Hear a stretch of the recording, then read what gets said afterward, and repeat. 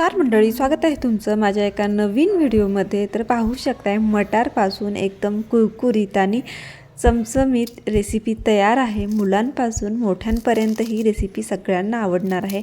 एकदम कुरकुरीत झालेली आहे आणि इतकी स्वादिष्ट झाली आहे ना, तर तुम्ही नक्की बनवा। बाजारात खूप सारे मटार येत आहेत, त्या मटारपासून वेगवेगळ्या रेसिपी मी तुमच्यासोबत शेअर करत राहीन।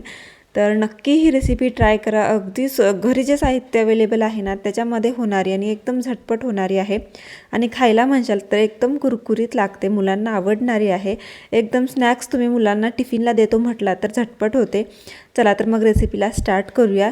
पहिल्यांदा मी इथे वटाणे अगोदर किंवा मटारसुद्धा म्हणू शकता, मटार अगोदर मिक्सरच्या भांड्यात 1 वाटी घातलेली आहे। त्याच्यामध्ये मी लसूण आणि मिरचीसुद्धा वाटून घेणार आहे। त्याच्यानंतर एक पॅन आपल्याला गॅसवर ठेवायचा आहे। त्याच्यामध्ये 1 चमचा तेल टाकायचं आहे। त्याच्यानंतर मी इथे टाकलेले आहेत 1 चमचा जिरे, त्याच्यानंतर 1 चमचा तीळ टाकायचे आहेत। दोन्ही आपल्याला परतून घ्यायचे तेलामध्ये। त्याच्यानंतर आपण मटार, मिरची आणि लसूण जे मिक्सरला वाटून घेतली होती ते आपल्याला वाटण टाकायचं आहे आणि आपल्याला मिक्स करून घ्यायचं आहे। 2 मिनिटं आपण छान परतवून घेऊयात अशा प्रकारे। तर सगळं मी तेलामध्ये मिक्स करून 2 मिनिटं मटार छान तेलामध्ये परतवून घेतलं। त्याच्यानंतर अर्धा ग्लास आपल्याला पाणी घ्यायचं आहे आणि अर्धा ग्लास पाणी आपल्याला ह्या मटारमध्ये टाकायचं आहे। तर पाहू शकता इथे मी पाणी टाकलेलं आहे। मिक्सरच्या भांड्यात जे राहिलं होतं चिकटून ते सुद्धा ह्याच्यामध्ये गेलेलं आहे। तर अशा प्रकारे आपल्याला पाणी टाकून सगळं आता मिक्स करून घ्यायचं आहे। त्याच्यानंतर आपल्याला चवीप्रमाणे मीठ टाकून घ्यायचं आहे। जास्त जर बनवायचं असेल तुम्ही तर अर्धा ग्लासच्या ऐवजी 1 ग्लाससुद्धा पाणी इथे टाकू शकता तुम्ही। त्याच्यानंतर चवीप्रमाणे मीठ टाकलं। तर लाल तिखट आपण अगोदरच मिक्सरमध्ये हिरवी मिरची टाकली होती म्हणून काही मी टाकलेलं नाही आहे आणि कोणतेही मसाले आपल्याला यूज करायचे नाही आहेत। आता पाहू शकताय उकळी आलेली आहे। जर तुमच्याकडे बारीक रवा असेल तर ठीक आहे, जर बारीक रवा नसेल तर थोडंसं मिक्सरला फिरून घेतलं तरी चालेल, पण माझ्याकडे मोठाच होता पण मिक्सरला वगैरे फिरवलेला नाही आहे तर असाच यूज केलेला आहे। असंही केलं तर काहीच हरकत नाही। त्याच्यानंतर थोडा थोडा रवा आपल्याला ह्याच्यामध्ये टाकायचा आहे पाहू शकताय आणि मिक्स करत राहायचं आहे। जसा जसा लागेल तसं तसं आपण टाकूयात आणि मिक्स करत राहूयात। अर्धा ग्लास पाण्याला आपल्याला 1 वाटी रवा बस होईल। तर अशा प्रकारे मिक्स करूयात, जे काही रव्याची गाठ व्हायला नको आहे अशा प्रकारे आपल्याला सगळं मिक्स करून घ्यायचं आहे। लागल तसा मी थोडा थोडा अशा प्रकारे रवा टाकून मिक्स करून घेत आहे।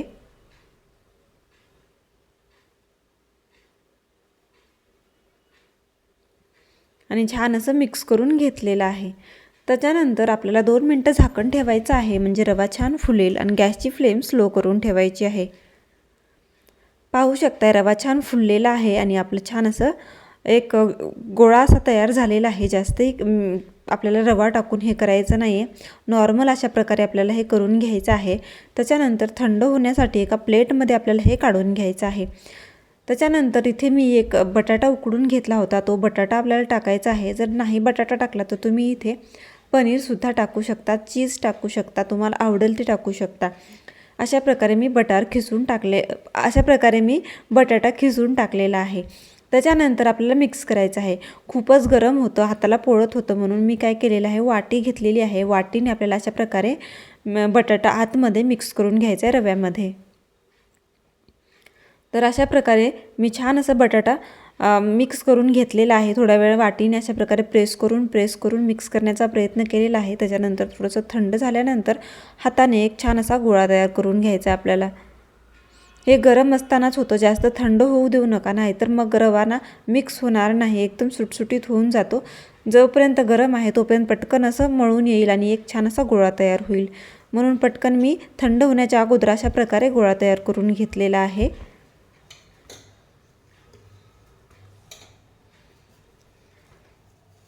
पाहू शकताय मस्त असा एक गोळा तयार झालेला आहे आणि एकदम घट्ट असं तयार झालेलं आहे, जास्तही पातळ नाही आहे आणि हाताला वगैरे बिलकुल चिटकत नाही आहे। अशाच प्रकारे आपल्याला परफेक्ट असं बनवून घ्यायचं आहे। त्याच्यानंतर इथे मी कोळपाट घेतलेला आहे। कोळपाटामध्ये आपल्याला आता लाटून घ्यायचं आहे। ते जर तुमच्या हाताला चिकटत असेल तर कोरडं गव्हाचं पीठ हाताला लावून घ्या, तर हाताला चिकटणार नाही तुमच्या। थोडंसं त्याच्यामधलं पीठ अशा प्रकारे घेतलेलं आहे आणि आपल्याला थोडंसं हाताने अशा प्रकारे मळून घ्यायचं आहे म्हणजे अजून एकजीव होऊन जाईल अशा प्रकारे। त्याच्यानंतर आपल्याला आकार द्यायचा आहे. तर अशा प्रकारे मी अगोदर गोल आकार देऊन घेणार आहे. त्याच्यानंतर आपल्याला हवा तसा आकार आपण देऊन शकता. त्याच्यानंतर मी आपल्याला अशा प्रकारे हातावर आकार देऊन घेते आहे. असा एक रोल तयार करून घ्यायचा आहे आपल्याला, सगळा सेम आकाराचा.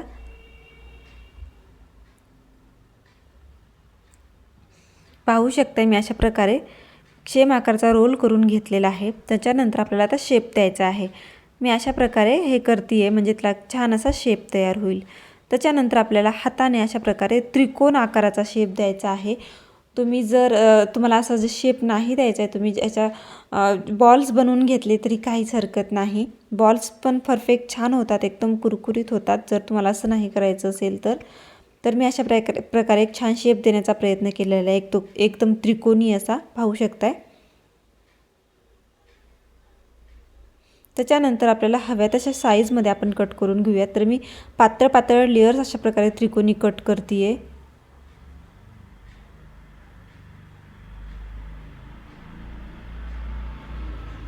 अशा प्रकारे पातळ लेयर्स आपल्याला कट करून घ्यायचं आहे. एकदम ग्रीन झालेला आहे. हे कोणताही कलर वगैरे आपण नाही टाकलेला, पूर्ण मटारचा कलरच आहे पाहू शकताय. आणि थोडे मटार पण मी ठेवले होते आतमध्ये, खूप छान लागतील खायला जेव्हा दाताखाली येईल तेव्हा, म्हणून मी जास्तच बारीक केलेलं नव्हतं. तर पाहू शकताय मस्त एकदम त्रिकोणी असा आकार तयार होतोय.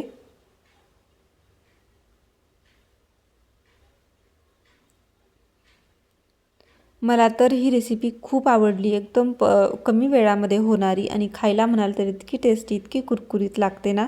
माझ्या मुलांना तर खूप आवडली. तुम्ही इतके बाजारात मटार येत आहेत तर नक्की एकदा ही रेसिपी करून बघा. तर अशाच प्रकारे जे राहिलेलं आहे ते सुद्धा मी बनवून घेतलेलं आहे. आणि इथे मी अशाच प्रकारे सगळ्याचे शेप देऊन घेतलेले आहेत. त्याच्यानंतर मी गॅसवर तेलसुद्धा तापायला ठेवलं होतं. तर तेल मस्त गरम झालेलं आहे. गरम तेलामध्ये आपल्याला आता हे टाकून घ्यायचे आहेत.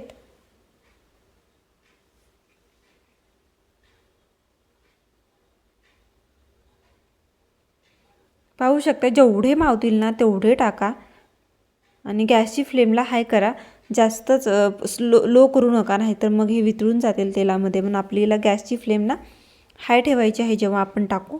थोड्या वेळाने ना तुम्ही लो करून ठेवू शकता गॅस, पण आत्ता आपल्याला हाय करायचं आहे. तर पाहू शकता जेवढे मावतील ना तेवढे टाकलेले आहेत. त्याच्यानंतर जे खालून अशा प्रकारे तळलेले आहेत त्याला आपल्याला उलटून टाकायचं आहे, म्हणजे छान दोन्ही साईडने तळतील. तर पाहू शकताय खालून छान तळलेत, तर ह्याला मी उलटून टाकते आहे आणि दुसऱ्या साईडने सुद्धा मी छान असं तळून घेते आहे.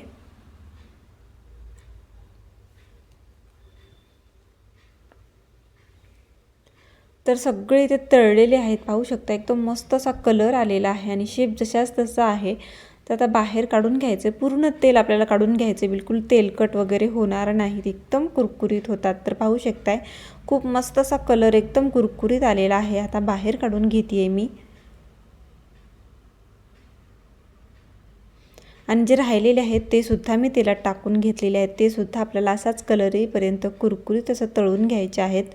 तर पाहू शकताय सगळेच रेडी आहेत, एकदम कुरकुरीत असे आणि एकदम टेस्टी असे. तर नक्की ट्राय करा. किती छान असा कलर आलेला आहे, बघताच क्षणी मुलं तुटून पडतील असा इतका छान असा कलर आलेला आहे. आपल्यात सुद्धा तोंडाला पाणी सुटतंय आणि एकदम कुरकुरीत झालेला आहे. तुम्ही ह्याच्यावर चाट मसालासुद्धा टाकून देऊ शकता, आमचूर powder, chaat masala, peri peri मसाला, आवडेल ते मसाला टाका. किंवा असं जरी तुम्ही खायला दिलत ना एकदम मस्त लागतं. पाहू शकता किती कुरकुरीत आवाज येतोय. तर नक्की ट्राय करा. व्हिडिओ आवडला असेल, कोणी नवीन असेल तर चॅनलला सबस्क्राईब केल्याशिवाय जाऊ नका. प्लीज लाईक, शेअर आणि सबस्क्राईब.